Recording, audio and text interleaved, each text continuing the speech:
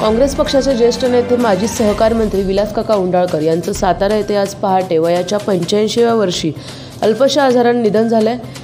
त्यांच्या निधनाने सातारा जिल्ह्यावर शोककळा पसरली आहे। त्यांच्या पार्थिवावर आज कराड तालुक्यातील उंडाळे या गावी अंत्यसंस्कार करण्यात आले।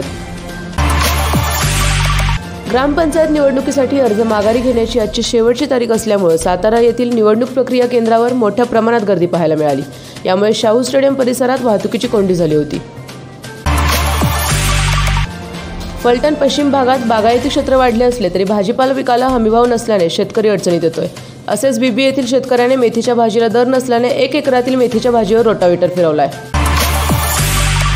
साताऱ्यात ढगाळ वातावरणासह पावसाच्या हलक्या सरी बरसल्यात। हवामान खात्याच्या अंदाजानुसार आणखी 24 तास अशी स्थिती राहण्याची शक्यता आहे।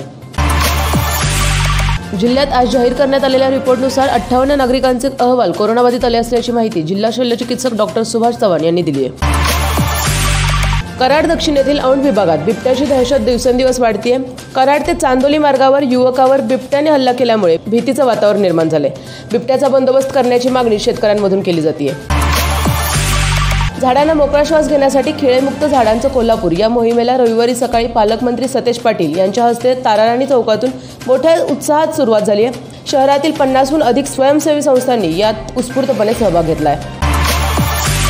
सांगली जिल्ह्यातील तासगाव, कडेगाव, खानापूर, वाळवा, पलूस तालुक्यात ढगाळ हवामानासह अवकाळी पावसाने हजेरी लावली आहे। या पावसामुळे द्राक्ष बागायतदारांच्या उरात धडकी भरेल अशी परिस्थिती निर्माण झाली आहे।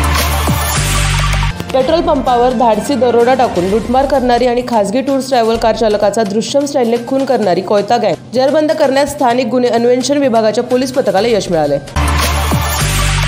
करमाळा तालुक्यातील पोथरे गावातील शेतकऱ्याने तुरीचं गोळा करून ठेवलेले पीक अज्ञात व्यक्तींनी जाळून टाकल्याची घटना घडली आहे। पहाटेच्या सुमारास अज्ञात व्यक्तींनी सूडबुद्धीने जमा केलेलं तुरीचं पीक जाळून टाकले। त्यामुळे अंदाजे 20 क्विंटल तुरीचं नुकसान झाले।